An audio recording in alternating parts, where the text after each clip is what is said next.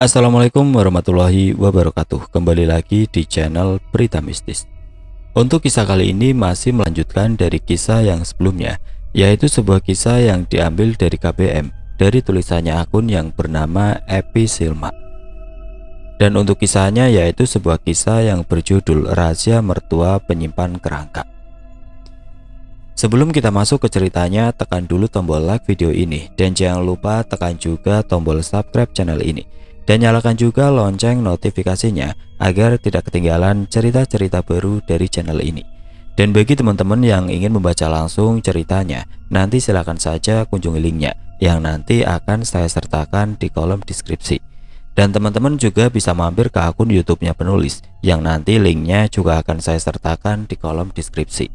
Dan seperti apa untuk kelanjutan kisah ini? Langsung saja kita simak berikut ini.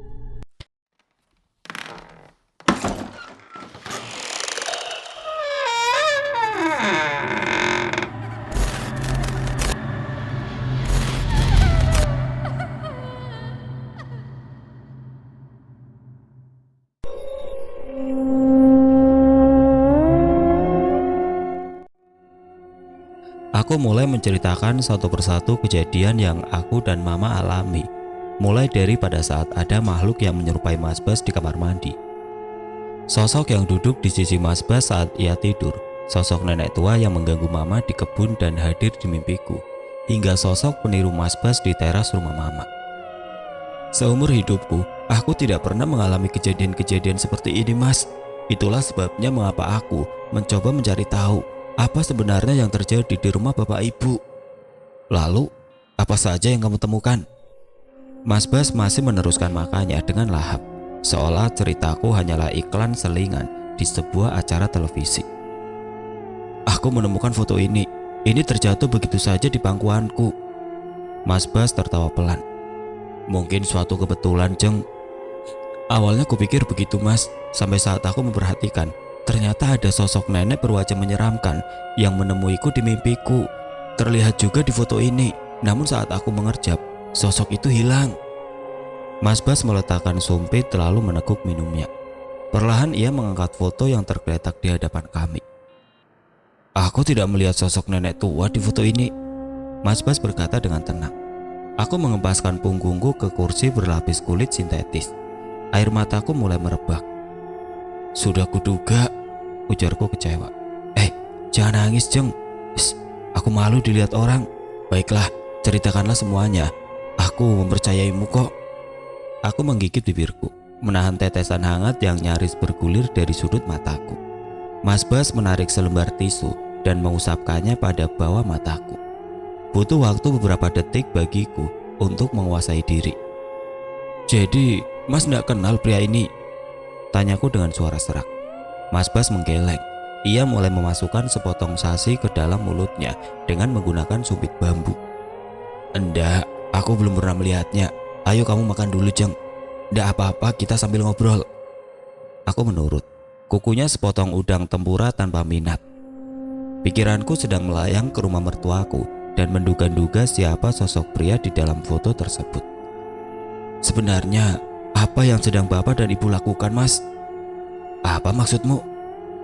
Dengan kamar doa itu. Oh, mereka sudah melakukan ritual itu sejak aku lahir. Sudah menjadi tradisi di keluarga kami. Aku tidak pernah mencari tahu untuk apa mereka melakukan hal itu. Saat aku kecil, aku juga sering ikut duduk di sana saat mereka menjalani ritual. Aku meletakkan sumpitku dan memandang Mas Bas dalam-dalam. Apa yang kamu lakukan di sana? Tidak banyak, hanya duduk, mendengarkan bapak berdoa dan ibu menembangkan kidung, selalu membuatku mengantuk. Aku selalu jatuh tertidur sebelum tengah malam. Alasanku ikut serta hanya karena aku tidak ingin tidur sendirian di kamar. Aku terdiam. Bila Mas Bas bisa sampai tertidur saat mereka melakukan ritual, pasti tidak ada kejadian yang mengerikan di dalam kamar itu. Bahkan mungkin saja ia tidak tahu atau tidak ingin tahu apa yang orang tuanya simpan di dalam peti. Aku ingin kita bertanya kepada bapak ibu tentang ritual macam apa yang mereka lakukan, ucapku tegas. Untuk apa? Tanya Mas Bas pelan. Untuk apa katamu, Mas? Yang benar saja. Banyak sekali kejadian yang aku alami. Kau seolah menganggap itu suatu hal yang wajar. Reaksi Mas Bas benar-benar membuatku meradang. Kejadian apa? Mereka kan hanya muncul, bukan mencelakaimu. Kalau soal melihat penampakan, dari kecil aku juga sudah terbiasa melihatnya. Mas Bas masih menjawab santai. Pertama kali, aku melihat sosok seperti dirimu di kamar mandi kita. Dia mendorongku hingga keluar dari bathtub, lalu menyeretku. Apa bukan mencelakakan namanya? Suaraku mulai naik 1 oktav. Beberapa pasang mata melirik kepada kami. Mas Bas terhenyak. Mengapa kau tidak bilang saat itu juga? Melihat reaksinya yang tampak cemas, aku sedikit melunak.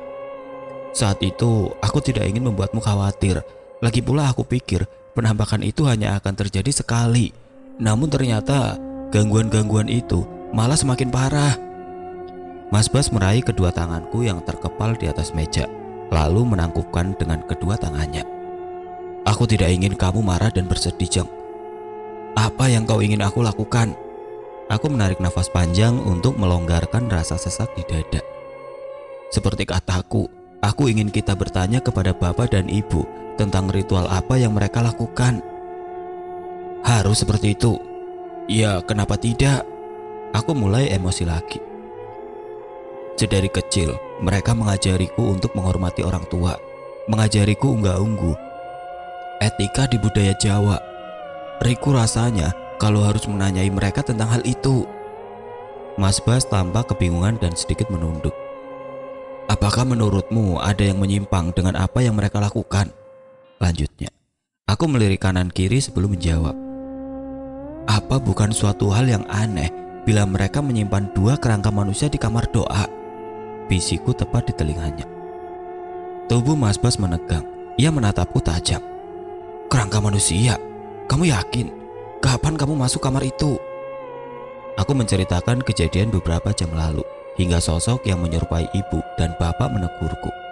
Kini Mas Bas memusatkan perhatian sepenuhnya kepadaku. Berkali-kali ia tampak tegang menahan nafas. Rupanya ia tidak mengetahui rahasia itu. Baiklah, aku akan mencari waktu untuk membicarakannya dengan mereka. Mas Bas tampak gelisah. Ia mengusap wajahnya berulang kali. Aku lega sekali saat mendengarnya mengucapkan itu. Setidaknya aku tahu bahwa aku tidak menghadapinya sendirian. Besok adalah hari Kamis. Malamnya pasti mereka akan menjalani ritual. Sebaiknya kita membicarakannya Sabtu atau Minggu saja, saat aku libur. Aku mengangguk mendengar rencana Mas Bas. Kami menghabiskan makanan kami, lalu langsung pulang. Sepanjang perjalanan hingga waktu menjelang tidur, kami berdua diam sibuk dengan pikiran masing-masing. Kamis pagi, seperti biasa bapak dan ibu pergi ke pasar tradisional. Siangnya mereka menata sesaji. Cuaca tampak mendung sedari pagi. Beberapa kali aku menyapa dan mengobrol dengan ibu dan bapak. Sikap mereka ramah seperti biasanya, bukan seperti sosok mereka yang memergokiku berada di dalam kamar doa. Ibu, beli rujak Caca buatmu, Bu. Ada di kulkas. Biasanya orang hamil muda suka makan yang kecut-kecut seger. Ibu menawariku. Jemarinya sibuk menata kuntum-kuntum bunga dan mengiris daun pandan untuk perlengkapan sesaji. Nggih, Bu, matur nuwun. Aku beranjak mengambil mangkuk lalu mencari bungkusan rujak itu. Sambil menikmati rujakku, kami mengobrol segala macam. Tiba-tiba saja sesuatu terlintas di pikiranku. Ibu, pernah dengar nama Joyolodaya? Tanyaku sambil menyendok rujak serut. Aku memperhatikan beliau, jemarinya berhenti bergerak. Seketika mata beliau seperti kebingungan, mencari jawaban. Joyolodaya? Tidak, siapa itu? Dari mana kau dengar nama itu? Ada nada bergetar dalam suara itu. Ibu pun tampak sangat gelisah. Dari mimpiku terlintas begitu saja. Oh, cuma mimpi toh. Nggak usah dipikirin. Itu cuma kembang tidur. Apalagi orang hamil seperti kamu, sering berpikiran macam-macam hingga terbawa ke alam mimpi. Aku diam saja. Aku tahu ibu tengah berdusta. Ada sesuatu yang beliau tutup-tutupi. Setelah Mas Bas pulang dari kantor, kami makan malam berempat di ruang makan. Lalu aku dan Mas Bas masuk ke dalam kamar. Bapak dan ibu menuju ruang doa untuk menyiapkan ritual. Cuaca masih mendung. Kini hujan gerimis mulai turun rintik-rintik. Bu Darti sudah menyalakan semua lampu sejak pukul 4 sore sebelum pulang karena ruangan-ruangan sudah gelap. Mas Bas masih memeriksa sesuatu di laptopnya.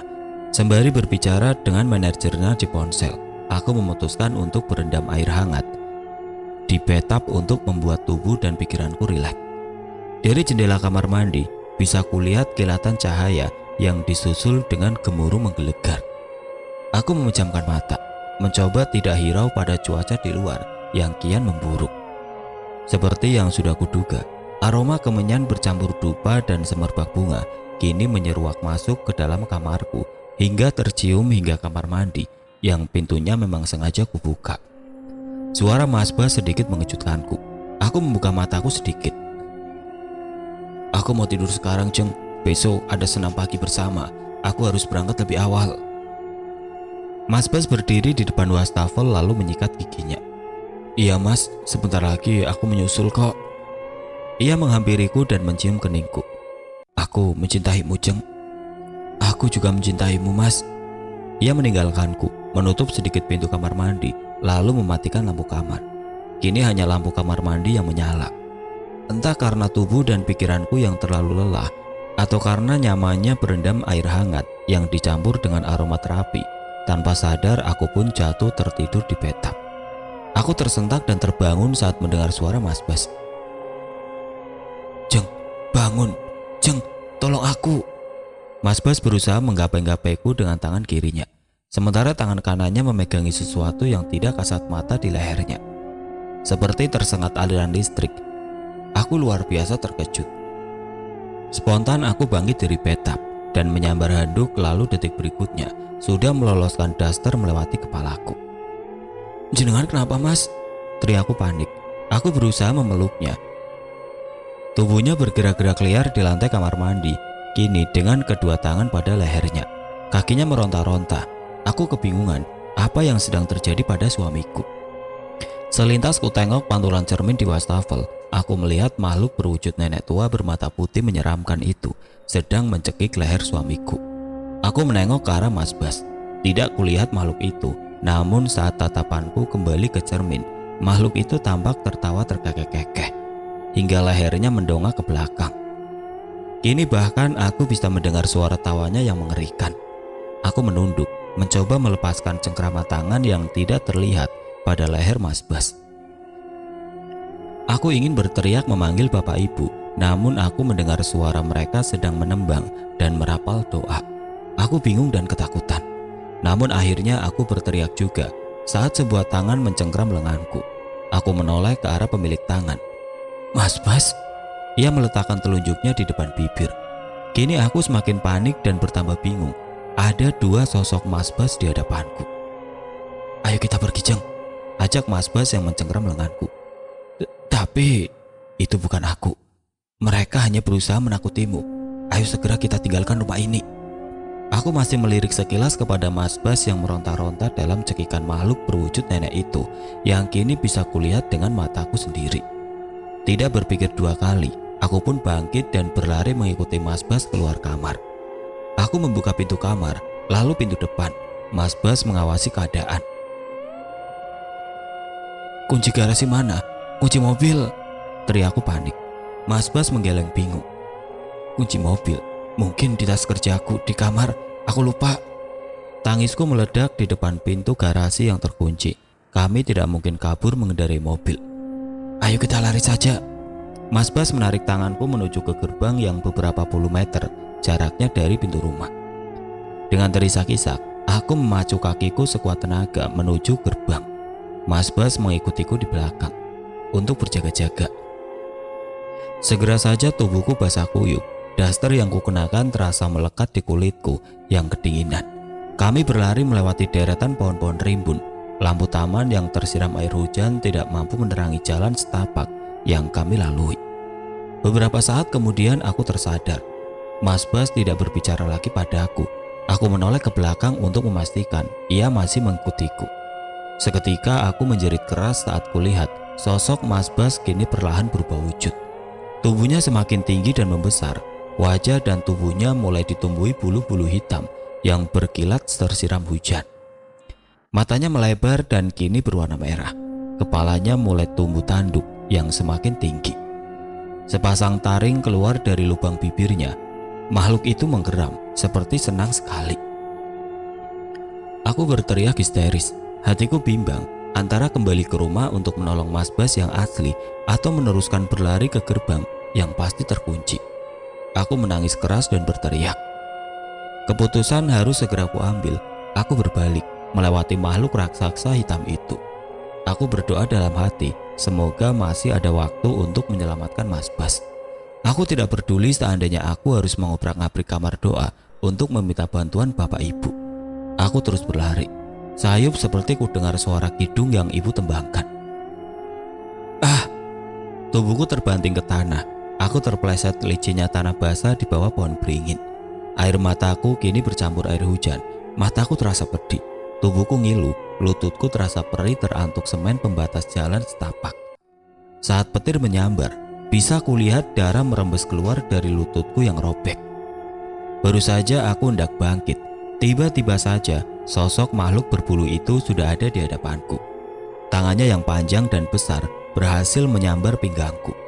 Aku menjerit-jerit saat makhluk itu dengan mudahnya membawaku memanjat pohon beringin. Semua terasa gelap bagiku. Aku tidak ingat apa-apa lagi. Aku membuka mata. Kulihat Mas Bas, Bapak, Ibu, Bu Darti dan Pak Subur yang memandangiku. Wajah mereka terlihat lelah dan khawatir. Spontan aku memeluk Mas Bas dan menangis terisak di dadanya. Sudah, tidak apa. Kamu sekarang sudah aman, Bu. Suara lembut ibu menghiburku. Mas Bas mengucapkan syukur. Ia menciumi puncak kepalaku berkali-kali. Apa yang sudah terjadi? Jenengan pingsan sudah 2 hari, Jeng, jawab Mas Bas. Selama itu? Mas Bas mengangguk. Lalu ibu mulai bercerita bahwa saat malam ritual itu, mereka merasa ada sesuatu yang janggal. Lalu mereka keluar dari kamar doa dan melihat pintu kamar kami terbentang lebar. Mereka berhasil mengusir makhluk berwujud nenek itu dan menolong Mas Bas.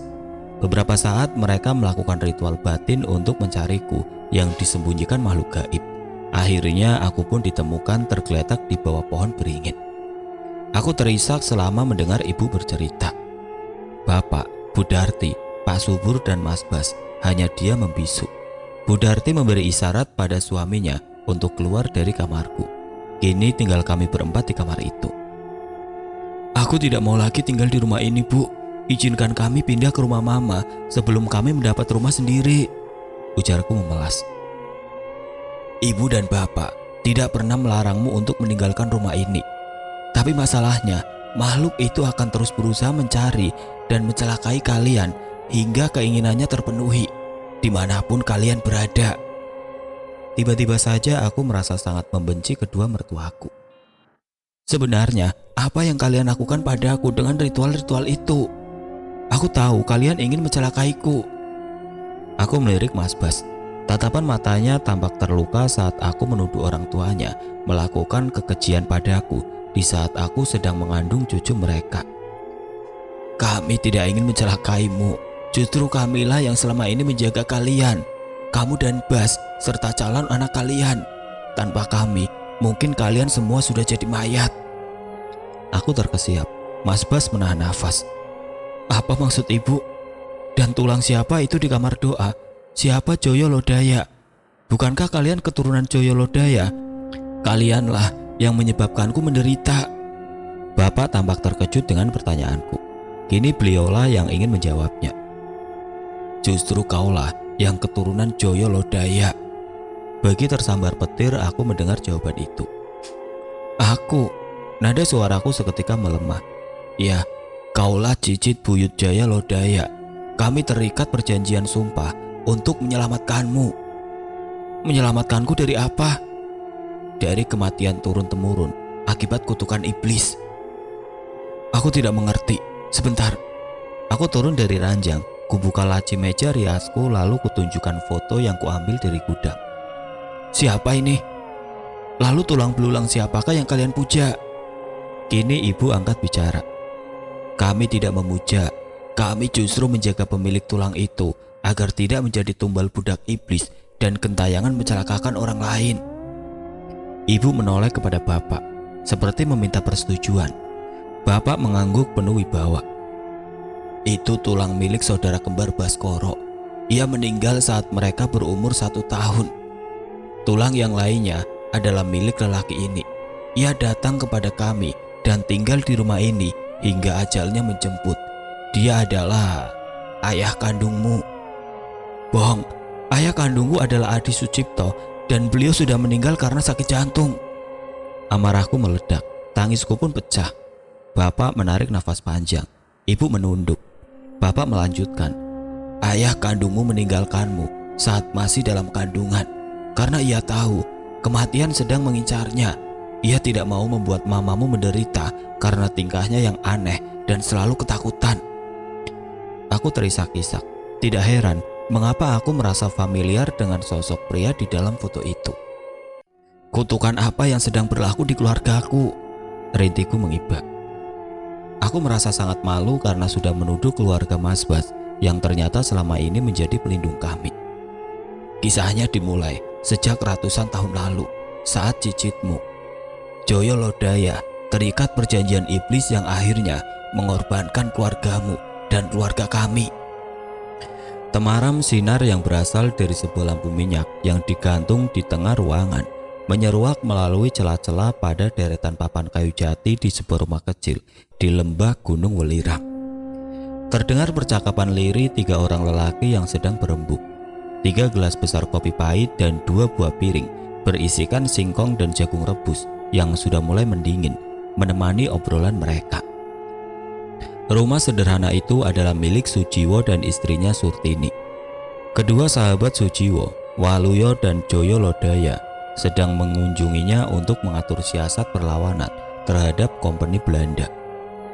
Aku harus menemui Demang Sentanu untuk mengumpulkan bala bantuan dan biaya untuk penyerangan kita selanjutnya. Waluyo berkata sambil menatap bergantian kepada kedua lelaki kekar di hadapannya. Aku juga harus menemui Demang Arya Kusumo untuk tujuan yang sama, timpal Joyo Lodaya. Sujiwo tampak terdiam sejenak untuk berpikir. Awalnya aku berharap agar kau saja yang memimpin pertempuran di Duku Jati Kembar, Joyo Lodaya. Bagaimanapun juga, itu kan duku tempat tinggalmu. Kau yang lebih paham medan di sana, ujar Sujiwo. Joyo Lodaya menghela nafas mendengar penolakan halus sahabatnya. Betul, tapi akulah satu-satunya orang di antara kita bertiga yang mengenal dekat Demang Arya Kusuma dan bisa membujuknya. Kalau bukan aku yang menemuinya, aku ragu usaha kita akan berhasil. Jika sampai gagal, maka sia-sialah siasat yang telah kita susun selama berbulan-bulan. Ingat, waktu dan kesempatan kita sangatlah terbatas. Jangan sampai kita diliputi keraguan, jawab Jaya Lodaya. Waluyo mengangguk setuju dengan alasan Jaya Lodaya. Tidak ada pilihan lain, Sujiwo pun harus memenuhi permintaan kedua orang sahabatnya demi keberhasilan perjuangan mereka. Joyo Lodaya, Sujiwo, dan Waluyo adalah 3 serangkai pejuang yang gigih melawan kompeni Belanda. Sepak terjang mereka sangat ditakuti oleh penjajah. Mereka selalu mengenakan kain penutup wajah saat memimpin penyerangan ke markas-markas tentara Belanda agar mereka tidak mudah dikenali. Cukup sebut nama salah satu dari mereka, maka siapapun akan ciut nyali bila mendengarnya. Ketiga lelaki itu memiliki ilmu kedikdayaan guna melindungi diri mereka dalam pertempuran. Namun, mereka berguru pada empu yang berbeda-beda. Joyo Lodaya mempunyai ilmu kekebalan. Ia tidak bisa dibunuh, dan bila terluka, maka lukanya pun akan segera pulih. Sujiwo adalah pesilat yang handal, sedangkan Waluyo adalah otak dari segala siasat karena kecerdikannya. Ia juga merupakan salah satu telik sandi, sebutan bagi mata-mata bagi kerajaan Sanggabuana. Dari balik pintu kamarnya, Surtini menguping pembicaraan mereka. Jemarinya yang gemetar mengelus perutnya perlahan dengan mata yang berkaca-kaca. Ia menggigit bibir bawahnya, susah payah menahan isakan. Hatinya begitu gundah, tidak rela melepaskan sang suami untuk maju ke medan pertempuran. Sujiwo belum mengetahui bahwa sang istri sedang hamil muda. Surtini belum menemukan saat yang tepat untuk menyampaikan kabar gembira itu karena kesibukan Sujiwo yang luar biasa dan tamu-tamu yang selalu datang menemuinya. Kehamilan ini sudah mereka tunggu-tunggu selama 7 tahun setelah sebelumnya Surtini mengalami 2 kali keguguran. Ia berhitung dan menduga kehamilannya kini sudah memasuki bulan ketiga. Janinnya sudah bernyawa. Dalam keadaan hamil, ia sangat membutuhkan Sujiwo setiap hari di sisinya. Ingin bermanja-manja pada lelaki yang sangat dicintainya itu. Apalagi akhir-akhir ini, kondisi tubuhnya begitu lemah. Ia mudah lelah dan mengantuk. Sering merasa mual dan muntah, serta rasa nyeri dan tidak nyaman pada payudaranya. Seperti yang umumnya dirasakan para wanita yang sedang hamil muda. Sayangnya, Sujiwo tampak belum menyadari perubahan pada tubuh dan sifat sang istri. Ia begitu sibuk dan fokus pada rencana penyerangan mereka. Ia juga sering meninggalkan Surtini sendirian di rumah untuk menemui para pejabat atau pejuang lain untuk menghimpun kekuatan dan dana. Sejak awal Surtini paham sekali bahwa suaminya adalah seorang pejuang sejati. Itulah sebabnya ia selalu berusaha memahami segala kesibukan dan sepak terjang sang suami di luar sana. Ia tidak pernah mengeluh atau menunjukkan kegalauan hatinya di depan Sujiwo. Malam semakin larut. Terdengar suara kokok ayam jantan 1 kali. Udara dingin pegunungan semakin dingin, menembus hingga ke tulang. Surtini yang mulai menggigil kini beranjak dari pintu saat mendengar suara Waluyo mengakhiri pembicaraan mereka. Tidak lama kemudian, terdengar pintu depan dibuka, disusul dengan ringkikan dan derap kaki kuda menjauh. Mereka telah pergi. Surtini membaringkan diri di atas dipan kayu dan berpura-pura tidur. Sujiwo menutup pintu kamar dengan sangat berhati-hati, lalu melingkarkan lengannya pada pinggang sang istri yang berbaring menghadap dinding kayu. Matahari sudah tinggi saat Sujiwo melangkah menuju meja makan. Surtini meletakkan segelas kopi dan sepiring nasi beserta lauk pauknya di atas meja. "Kamu udah sarapan, Di?" tanya Sujiwo. "Enggak, Kang, nanti saja, belum lapar. Tadi aku sudah minum teh dan sepotong ubi rebus." Sujiwo mengangguk-angguk. Ia makan dengan lahap, namun beberapa detik kemudian ia berhenti mengunyah dan memandang sang istri dengan tatapan khawatir. "Kamu pucat sekali. Kamu sakit, Di. Lebih baik kamu berbaring saja di kamar. Nanti biar aku panggilin Mbok Sumi untuk memijat atau mengerokimu." "Nggak apa-apa, Kang. Cuma sedikit pusing." "Iya, sebentar lagi aku akan berbaring." Kang." Kelopak mata Surtini mulai menghangat. Suaranya pun terdengar bergetar. Ia meremas jemarinya dengan gelisah. Ada apa?" "Aku mendengar pembicaraan kalian semalam. Haruskah Kakang yang berangkat esok lusa? Bukankah lebih baik bila Kang Joyolodaya saja yang memimpin pertempuran di dukunya sendiri?" Sujiwo mengangkat gelas kopi dan menghirup isinya dengan nikmat. "Semula memang kami berpikir seperti itu, Di. Tapi setelah berembuk, tidak mungkin Joyolodaya melakukan segalanya sendirian di waktu yang sangat terbatas.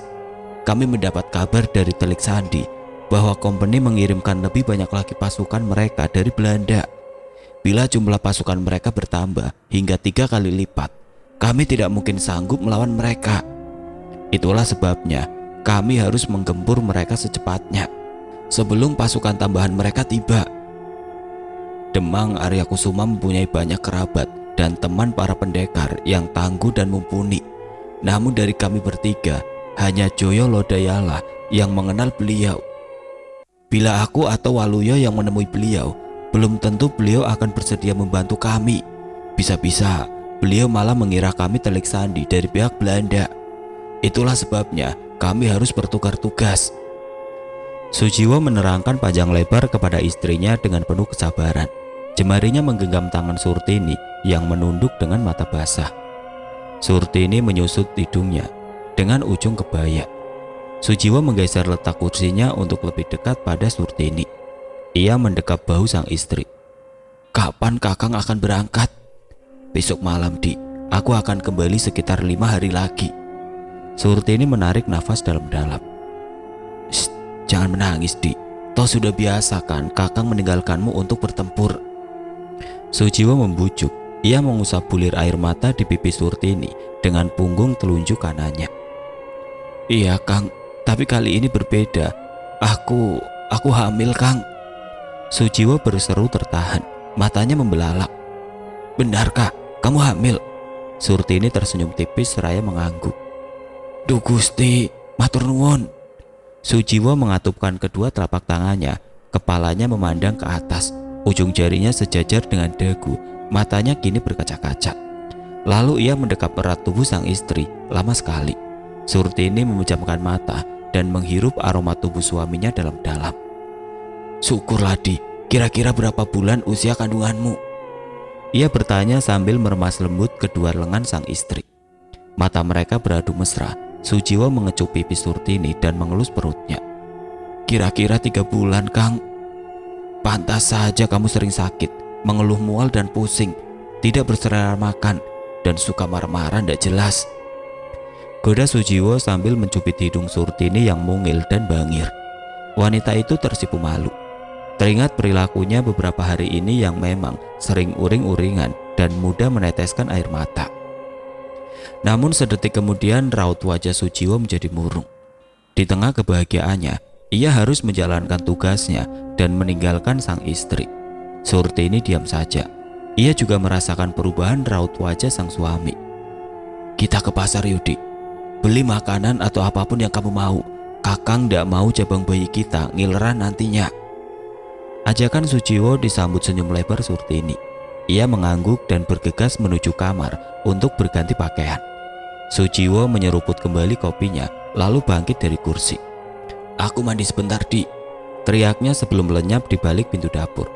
Surtini membaringkan tubuhnya yang lelah setelah sebelumnya mengunci pintu rumah dengan grendel besi dan palang kayu. Malam mulai larut, hanya terdengar suara serangga dan burung malam serta kepakan sayap kelelawar di sekitar rumah. Surtini membiarkan air matanya bergulir perlahan membasahi bantal. Isakannya kini lirih terdengar, teringat akan suaminya yang berpamitan dan meninggalkan rumah lewat tengah hari tadi. Jaga baik-baik anak kita Di, aku pasti akan segera kembali begitu urusan ini selesai. Pesan Sujiwo sebelum melewati pintu rumah dan menaiki punggung kudanya. Surtini hanya mengangguk pilu. Seulas senyum ia berikan untuk menghantar kepergian sang suami. Senyum yang langsung lenyap begitu Sujiwo memalingkan wajahnya ke arah jalan dan menghela kudanya dengan keras. Sepanjang sore ia habiskan waktu dengan bertanam aneka bunga di pekarangan rumah. Ia ingin menyibukkan diri, meski sebelumnya sang suami sudah berpesan agar ia segera menuju ke rumah orang tuanya dan tinggal di sana untuk sementara waktu. Sujiwo akan menjemputnya sekembalinya dari pertempuran. Baru kali ini Surtini mengabaikan pesan sang suami. Ia hanya ingin sendiri dan tidak ingin berbagi kesedihan dengan orang lain, termasuk orang tuanya.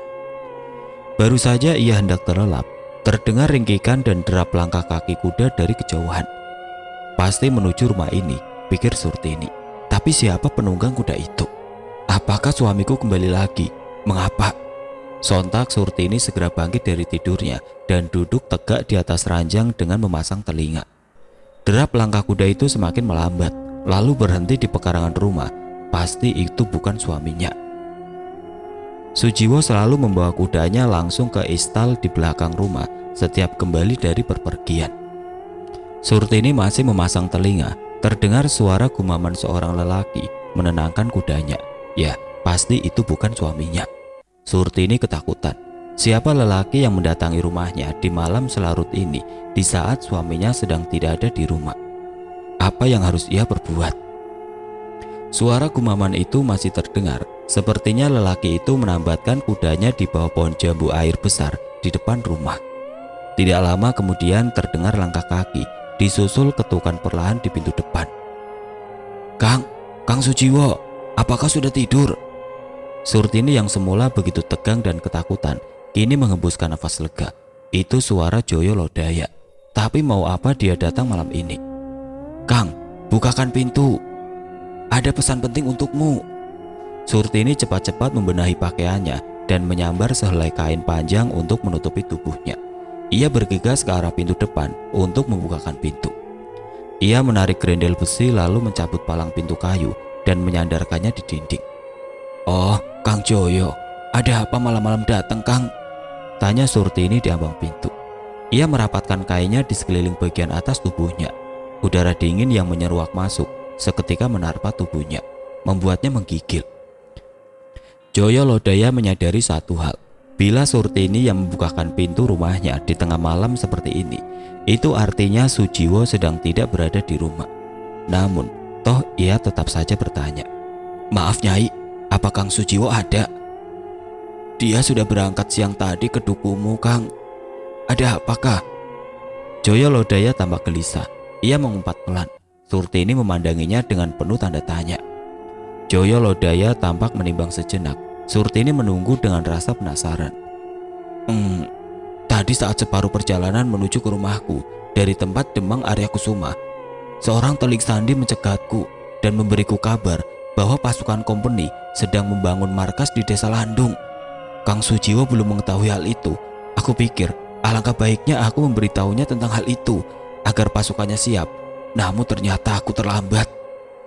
Raut wajah Joyo Lodaya tampak kesal. "Apakah Kakang tidak bisa menyusulnya?" "Aku terlalu lelah Nyai. Sejak 2 hari yang lalu, aku terus-menerus berkuda menuju rumah Demang Arya Kusuma dan kemari. Aku tidak punya tenaga lagi untuk menyusul Kang Sujiwo. Lagi pula, seandainya pun aku sampai di sana, pasti pertempuran sudah terjadi. Percuma saja, aku harus..." Belum selesai Joyo Lodaya berbicara, sekonyong-konyong petir menggelegar, disusul hujan yang tercurah dengan derasnya. Spontan Joyo Lodaya melompat masuk ke dalam rumah. Surtini pun terpekik terkejut. Ia berjalan mundur menjauhi daun pintu dengan telapak tangan kanan menaungi matanya yang silau oleh cahaya petir. "Wah, mengerikan sekali." Joyo Lodaya menengadah mengamati kilatan-kilatan cahaya di langit. "Masuk Kang, biar aku tutup pintunya. Dingin, air hujan mulai terbias ke dalam rumah." Surtini sadar, ia sedang sendirian. Tidak pantas rasanya memasukkan seorang lelaki saat suaminya sedang tidak berada di rumah. Namun ia tidak mungkin mengusir Joyo Lodaya dalam keadaan hujan deras seperti ini. Jarak menuju ke rumahnya paling tidak sehari semalam perjalanan berkuda dari rumah Sujiwo. Joyo Lodaya mengangguk mendengar tawaran itu dan hendak menutup pintu saat tiba-tiba ia teringat sesuatu dan kembali membukanya. "Biar ku bawa kudaku ke instal dulu Nyai," teriaknya sembari berlari keluar menembus hujan. Surtini bergegas menuju dapur dan menjerang air. Ia membuat segelas kopi untuk Joyo Lodaya dan secangkir teh untuk dirinya sendiri. Dinyalakannya lampu minyak besar yang tergantung di tengah ruang tamu. Joyo Lodaya kembali ke dalam rumah dengan basah kuyup. Ia menutup pintu dengan susah payah karena dorongan angin kencang dari luar. Surtini kembali ke ruang tamu dengan sehelai handuk untuk tamunya. "Aku letakkan sepasang pakaian milik Kang Sujiwo di atas ranjang kamar depan untuk kau pakai Kang. Gantilah di sana, keringkan tubuhmu yang basah kuyup."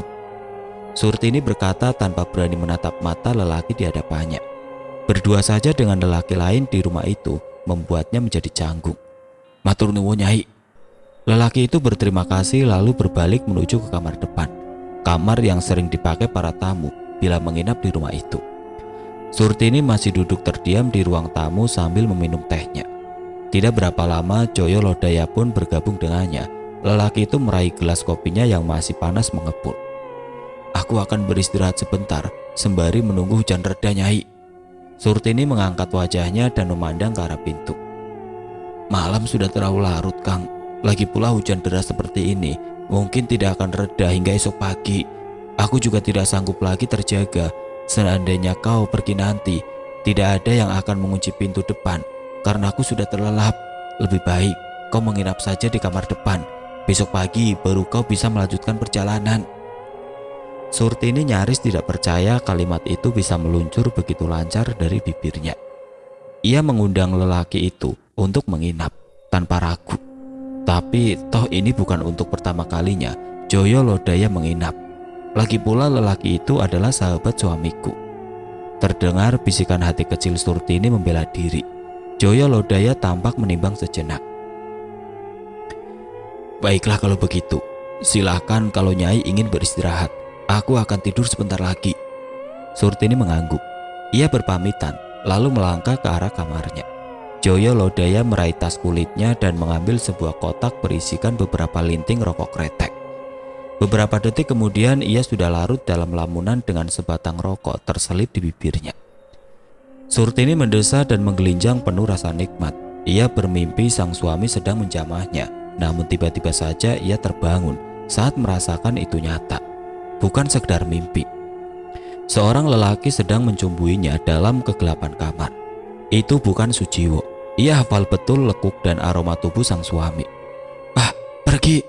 Surtini spontan berteriak sambil berusaha beringsut menjauh. Ia menendang-nendangkan kaki dan tangannya, mencoba melawan. Lelaki itu menggeram marah.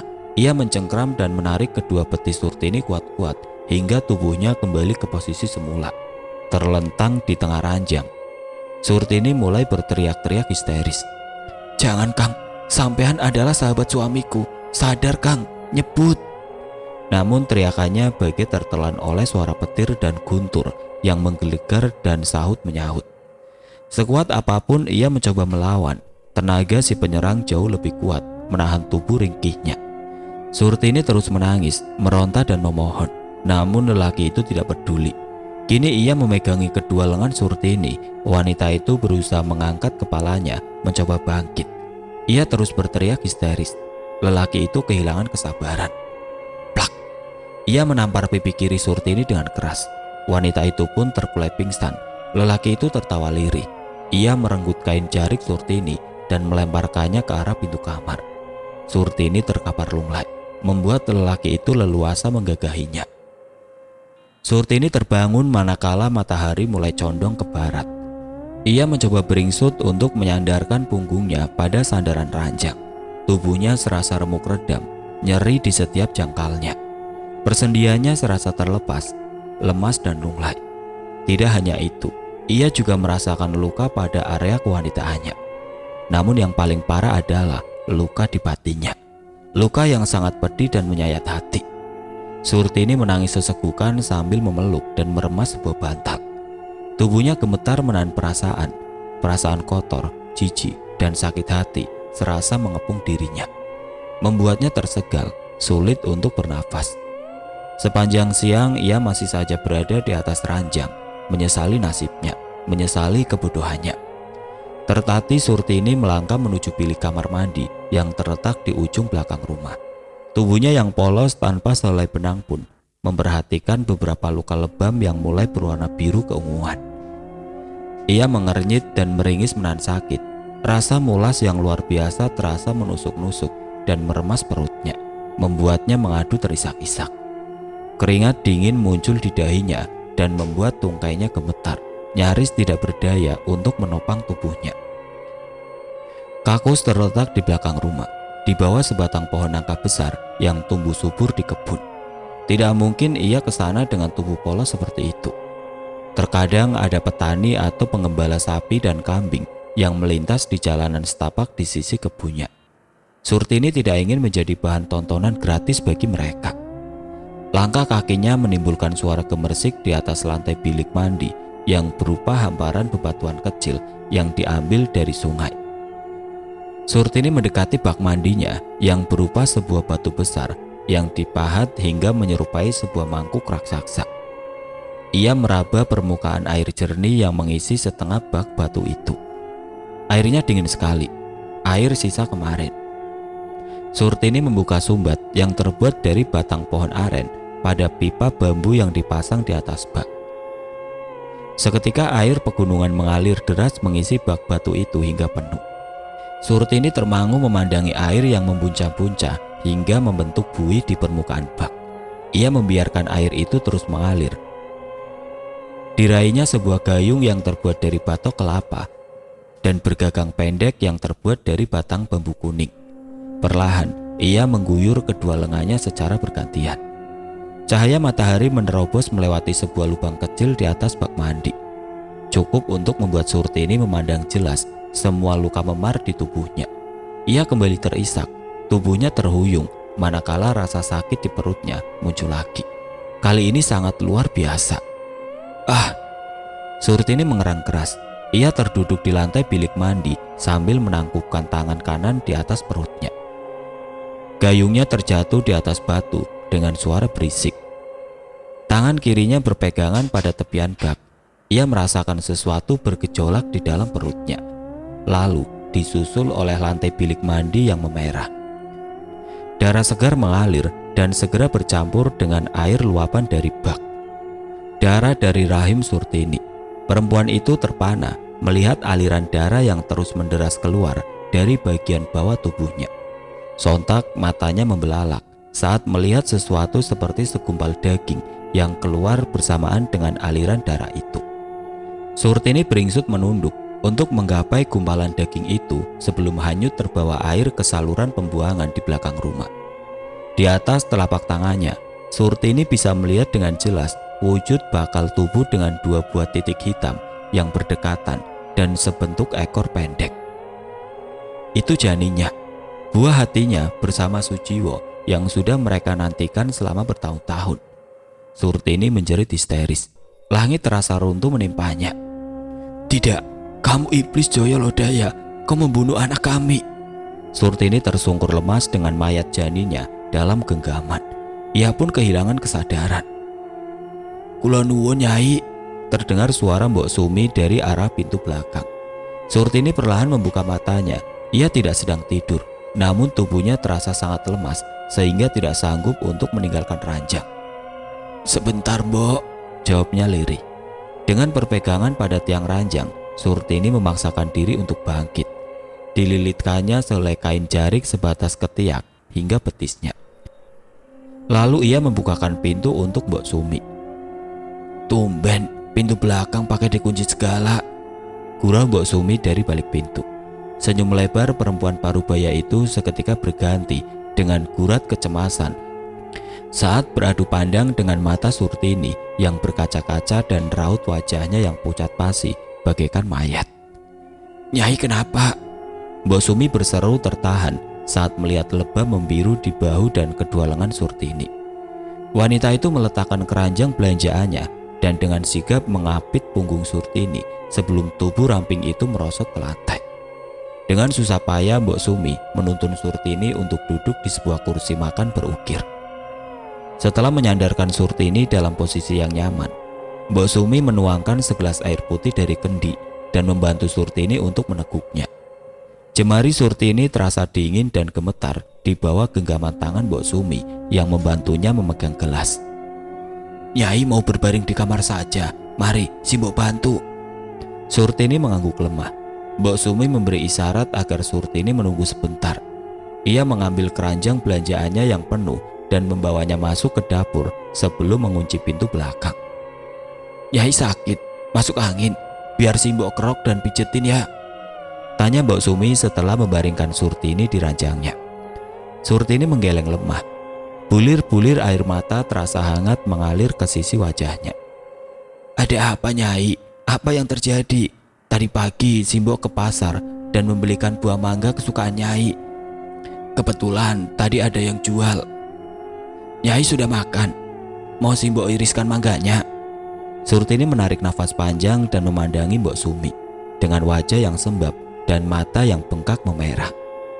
Mbok Sumi menunggu jawaban Surtini, namun wanita itu tidak kunjung membuka mulut. "Apakah Nyai bertengkar dengan Doro Sujiwo sebelum beliau berangkat?" tanya Mbok Sumi hati-hati. Surtini menggeleng keras sambil menggigit bibir bawahnya yang bergetar. Air matanya sedikit memercik. Ia mengusapnya dengan ujung jari-jari tangan kanannya yang gemetar. Surtini merasa terharu dengan perhatian wanita separuh baya yang sudah merawatnya sejak kecil itu. Setelah menikahi Surtini, Sujiwo meminta Mbok Sumi untuk pindah bersama mereka agar bisa menemani Surtini bila ia sedang bertempur atau berdagang palawija dan hasil bumi, hasil setoran dari para petani di desa mereka. Sujiwo membuatkan sebuah pondok kecil baginya yang terpisah sekitar 50 meter dari rumahnya yang dihuni bersama Surtini. Mbok Sumi akan datang setiap hari untuk menemani Surtini atau membersihkan rumah dan memasak. Surtini berdehem, lalu susah payah menekuk ludahnya. "Kang Sujiwo sangat mencintai dan menyayangiku, Mbok. Kami sama sekali tidak pernah bertengkar atau adu mulut, ujarnya dengan suara serak. Meski penasaran, Mbok Sumi tetap bersabar menunggu jawaban selanjutnya. Ia hanya memandangi wajah Surtini dengan kesedihan mendalam sambil kedua tangannya memijat betis Surtini dengan lembut. Mbok, aku terpeleset dan keguguran. Surtini tidak sanggup menyelesaikan kalimatnya. Ia menangis terguguk. Mbok Sumi memandang Surtini dengan rasa terkejut yang luar biasa. Keguguran? Nyai hamil? Duh Gusti, mengapa bisa sampai keguguran Nyai? Duh biung. Mbok Sumi terisak keras. Ia teringat betapa sabarnya pasangan Sujiwo dan Surtini yang melakukan segala upaya untuk mendapatkan keturunan. Apapun yang orang sarankan, mereka menjalankannya, meski kadang terkesan tidak masuk akal. Yang sabar ya Nyai. Wanita parubaya itu memeluk Surtini dengan erat. Mereka saling menguatkan. Sejenak mereka dalam posisi seperti itu, hanya menangis tanpa kata. Mbok, tolong ambilkan kotak kayu itu. Surtini menunjuk ke atas meja rias. Mbok Sumi tahu itu adalah kotak tempatnya menyimpan perhiasan milik Surtini. Tidak usah kau buka, Mbok. Ada mayat anakku di sana. Ayo kita makamkan dia di bawah pohon kamboja di belakang rumah, Mbok. Baik, Nyai. Mbok Sumi menuntun Surtini ke belakang rumah dan mendudukannya di sebuah kursi taman. Ia kembali ke dapur untuk mengambil sebuah pacul kecil. Wanita itu menggali tanah sedalam 1 meter, lalu mengubur kotak perhiasan berisi mayat janin itu. Apakah Doro Sujiwo sudah mengetahui tentang kehamilan Nyai? Tanya Mbok Sumi pelan. Sudah, Mbok. Semoga saja suamiku bisa menerima musibah ini dengan tabah. Air mata Surtini kembali bergulir saat mengatakan kalimat itu. Mbok Sumi menunduk dalam-dalam. Hatinya terasa teriris. Bagaimana dengan Romo dan Ibu? Apa mereka juga sudah tahu? Belum, Mbok. Hanya Kang Sujiwo dan Mbok Sumi saja yang tahu. Tolong jaga rahasia ini baik-baik, Mbok. Aku tidak ingin mereka bersedih. Cukup kita saja yang tahu. Baik, Nyai. Sekarang sebaiknya kita masuk saja. Simbo akan memasakkan sesuatu untuk Nyai. Nyai harus makan. Jangan sampai jatuh sakit. Tepat saat mereka menutup pintu belakang, tiba-tiba terdengar derap langkah beberapa ekor kuda menuju ke arah rumah Sujiwo. Surtini bergeming mendengarkan. Bukan hanya 2 atau 3 ekor kuda, tapi banyak sekali kuda yang berlari. Ada apakah gerangan?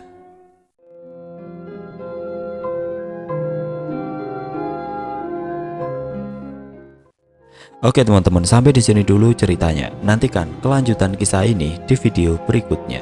Agar tidak ketinggalan, klik tombol subscribe channel ini dan nyalakan lonceng notifikasinya. Wassalamualaikum warahmatullahi wabarakatuh.